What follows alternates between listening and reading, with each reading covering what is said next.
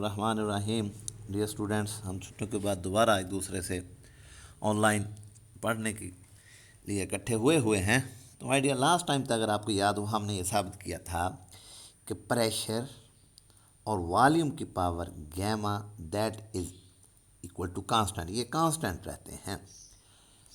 अगर इससे कुछ दिन पहले की याद हो तो मैंने कहा था कि किसी थर्मोडायनेमिकल सिस्टम को कंप्लीटली एक्सप्लेन करने के लिए हम लोगों ने कुछ पैरामीटर्स, जिसको मैंने कहा था कि प्रेशर है, वॉल्यूम है, टेम्परेचर वगैरह, इनके साथ हम किसी सिस्टम की थर्मोडायनामिकल स्टेट को एक्सप्लेन करते हैं। यहाँ पर दो थर्मोडायनामिकल पैरामीटर्स प्रेशर और वॉल्यूम को जिक्र किया गया है। अगर इसी इक्वेशन को हम लोग चाहते हैं कि प्रेशर की बजाय यहाँ पर टेम्परेचर को इन्वॉल्व करना चाहते हैं, तो वो बेसिक आइडियल गैस इक्वेशन हम लोगों ने पढ़ी हुई है कि P V is equal to N R T.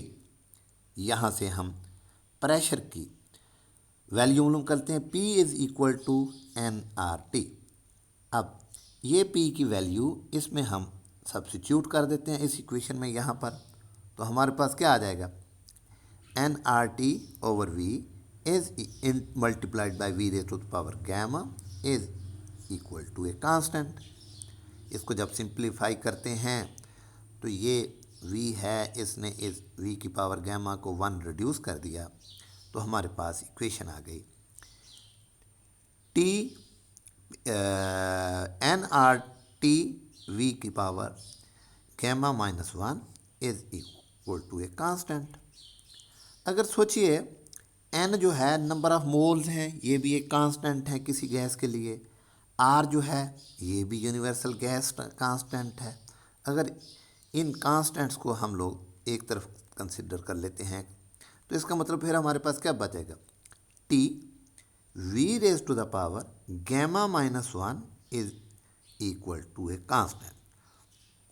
तो ये रिलेशन था जिसके साथ कि हमने प्रेशर वॉल्यूम की बजाय टेम्परेचर और वॉल्यूम को आपस में कोरिलेट कर दिया है। नेक्स्ट माय डियर, इसकी बात यह है कि एक और कंडीशन है कि हमने कहा था कि ऐसा प्रोसेस जिसमें इंटरनल आइसोथर्मल प्रोसेस, आइसोथर्म का मतलब ही लगता है कि थर्म का मतलब आपको होता है टेम्परेचर के लिए इस्तेमाल करते हैं, the process in which the temperature of the system remains constant. अगर थोड़ा सा आप पीछे जाएं तो आपने हमें पढ़ा हुआ था कि टेम्परेचर का ताल्लुक किससे है, इंटरनल एनर्जी के साथ है। तो जो basic first law of thermodynamics की इक्वेशन हमने पढ़ी है, तो इसका मतलब कि जब ये चीज़ हमने कहा था कि isothermal there is no change in temperature और temperature is related to the internal energy parameters, तो इसका मतलब क्या है कि here is no change, delta E in that remains zero. I mean the change नहीं आती, कांस्टेंट रहता है। कांस्टेंट का मतलब यह है कि डेल्टा का मतलब ही चेंज है, तो चेंज है ही नहीं, तो इसका मतलब यह है कि ये चीज़ ज़ीरो हो जाती है। तो Q plus W is equal to zero. यहाँ से आप देखते हैं कि Q क्या चीज़ है, Q है हीट का सप्लाइड या heat exhausted, released by the system या absorb by the system, and W is the work done by the system और work done on the system. यहाँ से अगर हम Q को एक तरफ कर देते हैं तो Q is equal to negative W। जब नेगेटिव W आता है, आप लोगों ने पहले जो नॉर्म्स हमने पहले शुरू में डिफाइन किए थे थर्मोडायनामिक्स के अंदर, तो हमने ये कहा था कि जब negative work done on the system is negative and work done by the system is positive. यहाँ से लगता है कि अगर सिस्टम के ऊपर हम काम करते हैं तो हीट पैदा होती है, बशर्ते कि हम टेम्परेचर जो है उसका कांस्टेंट रखते हैं। अब इसी तरह इन्वर्स, यानी कि इसका मतलब क्या है कि जब हम इसके हीट को काम करेंगे तो heat will be released by the system. ये हमने काम किया है और वो हीट पैदा हो गई, उसको हम महसूस करते हैं, वो रिलीज़ हो रही है, एनवायरनमेंट को चली जाएगी वो heat.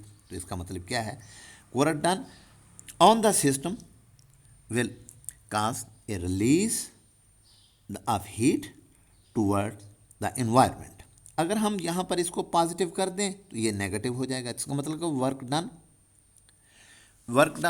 Bye the system will only be possible when the heat is supplied to the system. तो इसका मतलब ये एक दूसरी बात ये है। अब पहले हमें आपने देखा कि ये इसमें हमने टेम्परेचर को कांस्टेंट रखा। अब यहाँ पर क्या है कि कांस्टेंट वॉल्यूम की शक्ल में जब हम काम करते हैं तो फिर क्या सूरत हाल होती है, the process in which the volume of the system remains constant is the process in which volume constant की बात हो रही है कि the volume of the gas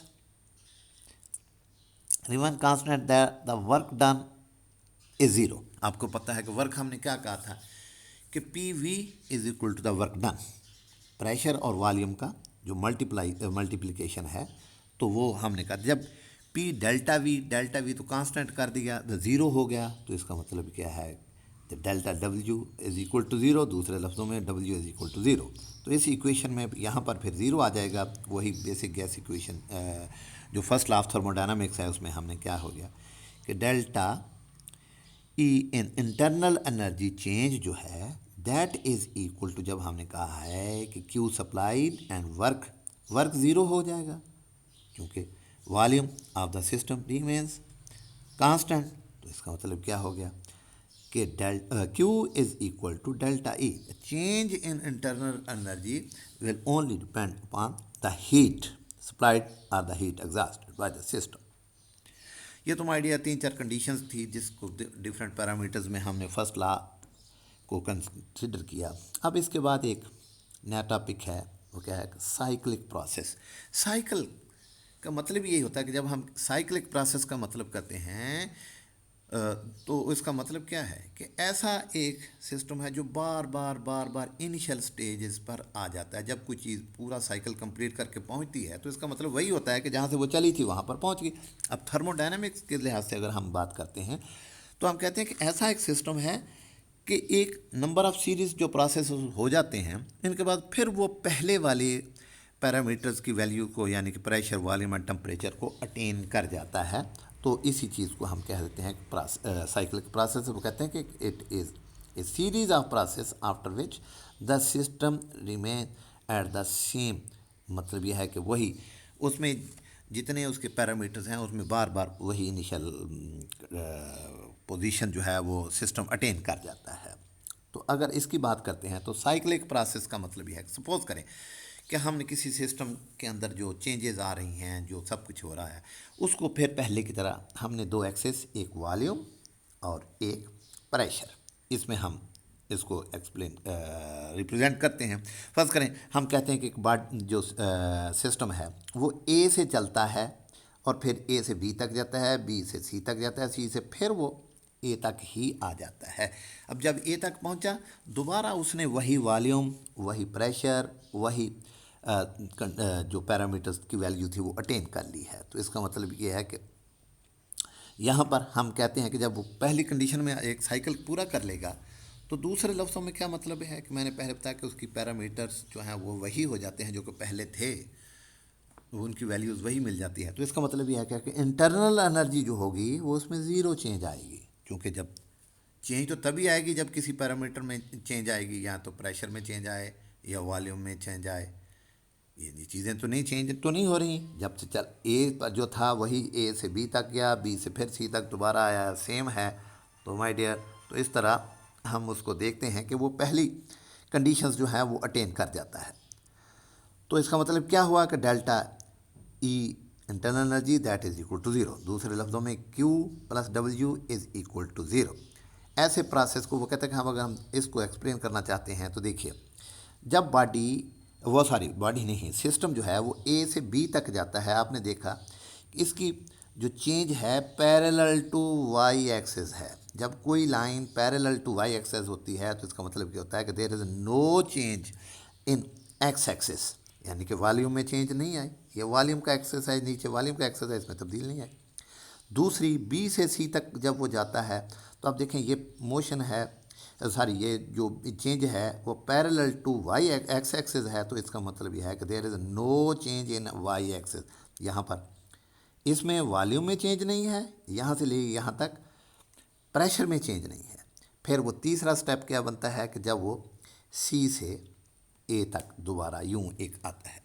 अगर हम तीनों को एनालिसिस करना शुरू कर देते हैं तो माय डियर हमें क्या चीज़ मिलती है। यहाँ पर अब देखें, नेट जो हमें मिलेगा वो कुछ इस तरह की बात आ जाती है कि पहले हिस्से में वर्क नहीं हो रहा। सॉरी, क्योंकि ये फ़ोटो क्लियर नहीं है, let me go back and वहाँ पर आपको मैं एक्सप्लेन करता हूँ माय डियर। जी देखिए, इसमें प्रेशर में चेंज नहीं है, तो इसका मतलब ये है कि यहाँ से यहाँ तक वर्क कोई नहीं हो रहा। यहाँ पर वॉल्यूम में चेंज नहीं है लेकिन प्रेशर में चेंज आ रही है, तो इसका मतलब सॉरी लेट ये मैं फिर आपको एक्सप्लेन कर दूंगा इंशाल्लाह। नेक्स्ट मीटिंग में इसको एक्सप्लेन कर दूंगा कम्प्लीटली इंशाल्लाह अज़ीज़। जल्द ही ये भी कंप्लीट हो जाएगा। Thank you. अस्सलाम वालेकुम।